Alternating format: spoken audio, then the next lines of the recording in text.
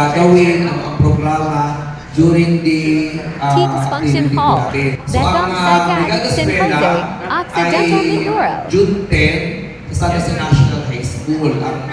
June 9 rather. June 9. So June 8, nandito na ang ating bisita. So ang ating mga regional office personnel po, headed by our regional director, ay darating po ng June 9. June 8. Para sa June 9 na activities sa National High School. And kasama na rin po nila doon yung mga personnel na uupo or in charge po sa services on wheels. No? Yung ginawa po sa pilot doon, uulitin ulit ngayon. Dito naman po gagawin ito sa PBM sa June 10 at June 11. No? Kaya lang medyo madami yung sa services on wheels kasi iba't iba pong partner agencies ang in-invite po ni DepEd Occidental Mindoro para makibahagi sa atin pong services on wheels. Ano-ano po ito mga ito? Nandito po ang PSA, nandito po ang LTO, yung DOLE nakikipag-coordinate pa lang po kami pero wala pa pong pinal.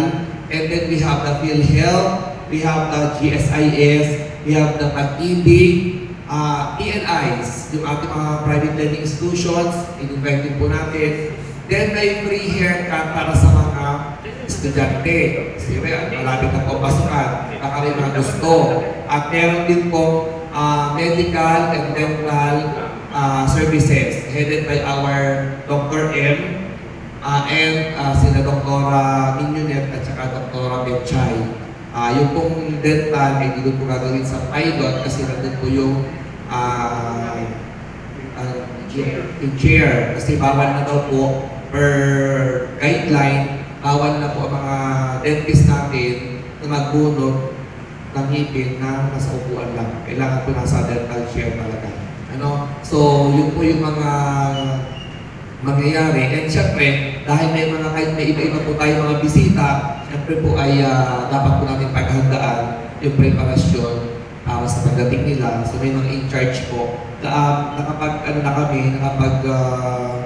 Gawa na po kami ng memorandum to that effect, plus yung mga in-charge sa bawat bisita at iintay na po lang natin ang superintendent na makita ito or her comment, and then pag okay na po, i-release na po natin as a division memorandum. Ang duration po natin dito dahil syempre tayo po yung nakabala ng mga partner agencies natin, syempre tayo po ang in-charge sa accommodation at saka sa kanila pong food. Mayroon pong amount na ida-download ang ating pong regional office para sa Brigada Eskwela. Pero wala po, waiting pa lang. So kaya nga, beforehand, pumunta ka po sa PPM, kay Sir Jess, na kung sakasakali ay hingin po namin ang tulong po ng PPM para po sa financial assistance para maiayos natin yung conduct ng ating pong services on wheels. At ganoon din, ang ating pong si Sir Nick ay hingi tayo ng tulong sa ating mga kasamahan, mga EO din, para naman makapagbigay din tayo ng token. Hindi naman lahat ay i-shoulder po ng PTM. So makikipag-coordinate din po kami, Sir Jess, kay Sir Budget Miles. Wala pa lang po sila para po baka makakuha din tayo sa division fund ng ating pong opisina. Ating pong PTM sa RACA. Para dito na lang at least kung sa atin ay yung mga lambing ay di madaling i-arrange. Kasi pagka talagang nasa labas ka, o ano talaga yung pinag-usapan, di yun. Hindi natin kasi alam kung ano magiging programa na nag-start na yung services on wheels ng dalawang araw. Ang ating pong services on wheels ay limited din naman. Hindi naman lahat-lahat ay kailangan natin i-accommodate. Kasi sa dalawang araw, kailangan matapos nila. So kaya po nagkaroon tayo ng link para malaman agad natin in advance ilan talaga yung gustong mag-avail ng mga services natin ng one-stop shop. Kaya po, open po yung link na yun. Alam po na ating mga administrative officers yun. Kung hindi man, ay di pakibanggit na rin po ninyo para makapag-apply yung ating mga kliyente na gustong mag-avail. And then kapag na-meet na natin yung required number ng ating po mga kliyente or a particular day na yun, ay hanggang doon lang. Ano? So sa kasalukuyan, ang may pinakamalaking kliyente na gusto mag-avail ay yung medical and dental. Parang nasa 800 na. Pero nag-exceed na tayo sa expectation ng LTO. LTO kasi,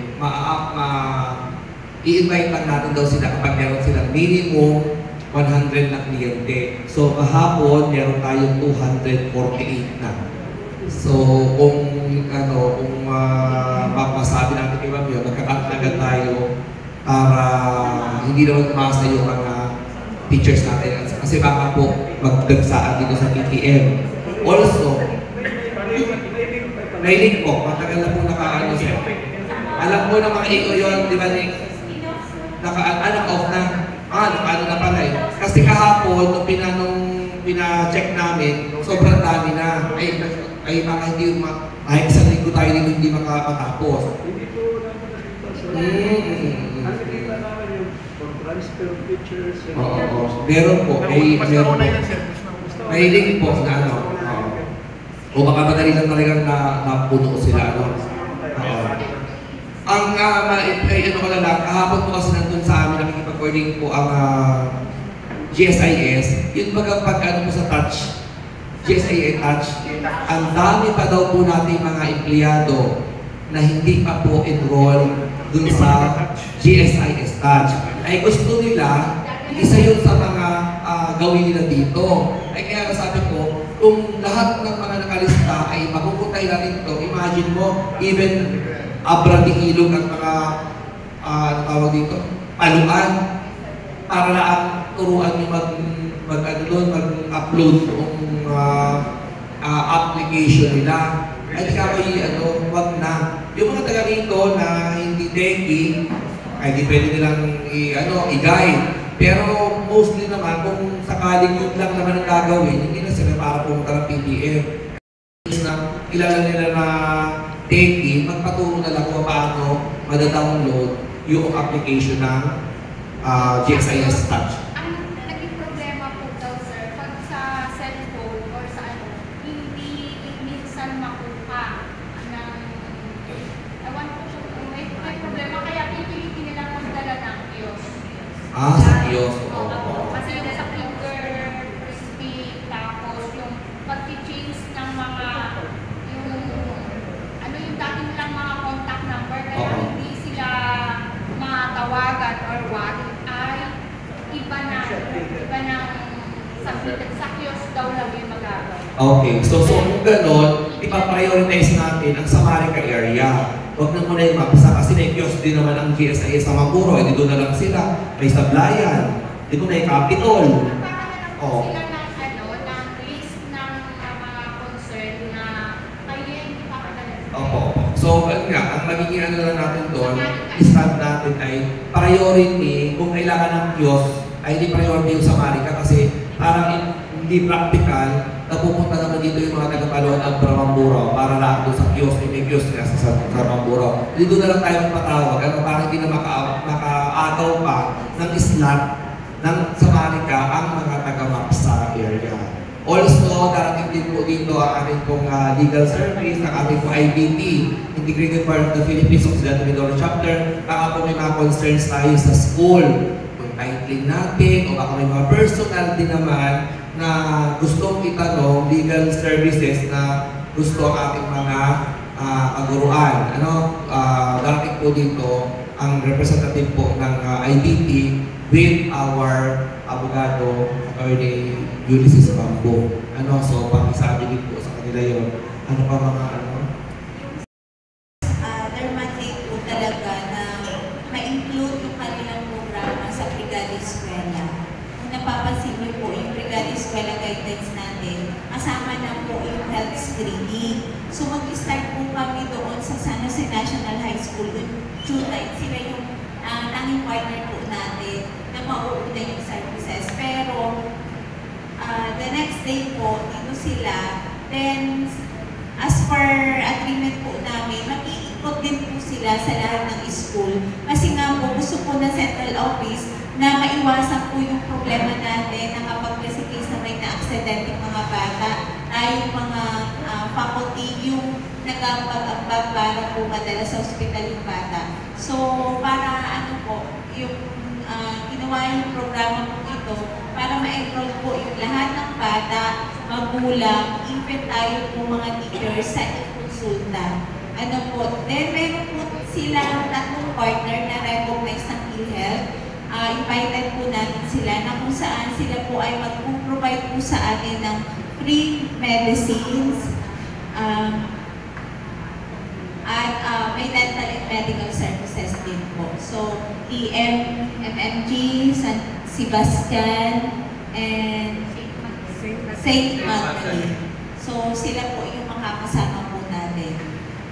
So, yun po. Ang simple yung sa ano, yung sa mata. Ayun po, yung sa mata, pinipilit po talaga namin makahanap po ng doktor po sa mata dahil nga po diba yung tema natin sa Brigada Eskwela ay Brigada Eskwela sama-sama para sa bayan po mabasa. So, yung mga ano po natin, doktor po natin sa mata dito sa Occidental Mindoro ay currently wala po dito during Brigada Eskwela. Si Dr. Rivera na po ito, ano pa?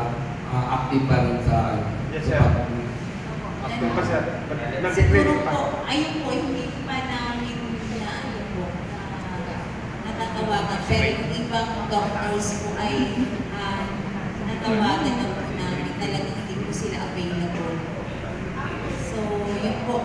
Gusto po namin talaga na may assist na doctor po sa mga bata natin. Try to follow na lang po yung mga eyeglasses eh. Ano po. Sa medical and yung medical check-up ba open na? Sa eye po, sa eye check-up. Ayun nga po, wala doktor pa po na nakuha. Pero baka po before mag-Brigada Eskwela, may makontak po kami. Paano po namin, if ever na meron kayo medical, paano po namin nalaman kung pwede pa po kami? Dito po yun, i-add po dito sa services of Queens po. Ayun po. Yung dental po natin ay sa San Jose Pilot. Yan talagang nakalagay sa menu. Pwede po sa Meron po ba tayong mga estudyante na sa tingin nyo ay kailangan po ng magkaroon po ng sa employment, regarding employment?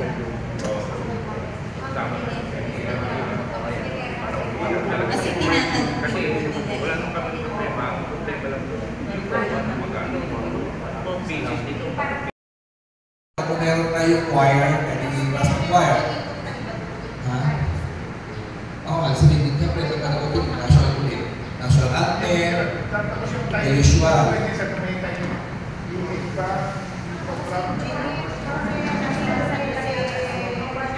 O yun na o, maitsira na ako ng kasi mas dapat natin i-focus doon sa kliyente. Oo. Kasi aalis na rin sila ano, di ba parang mag-aalis sila pagkatapos na ang opening, sila director, mag-iikot na ulit. Iikot na ulit sila eh. Iwanan na yung mga talagang regional office, si Ma'am Jen, yung mga in-charge sa class, kung ano yung mga yan. So sa yun lang, opening natin the usual, may Maropa March, sila Mindoro, tapos ay message ng principal, sunod ay si Sir Attorney Ray, then si Ma'am Loida at saka si ID. Yun lang. Kung meron po tayong choir para magkalupan yun at saka ng doxology, pwede. Kung wala naman, video. Ano po, meron po yun. Yun lang po. Si Ma'am kasi, hindi natin nilagay na si Ma'am Tigye dahil cluster head po kayo ng hindi na inano si Ma'am Pili kasi hindi na dahil nga secondary ito, meron sa kayo cluster head. So kayo po munang welcome din ang mayor, si Ma'am Loida at saka si RT. tinanggal na rin po natin yung matatag at saka yung quality policy kasi ginagamit daw po siya sa training. Opo, yun yung quality policy. Quality policy statement. Wala na yung matatag.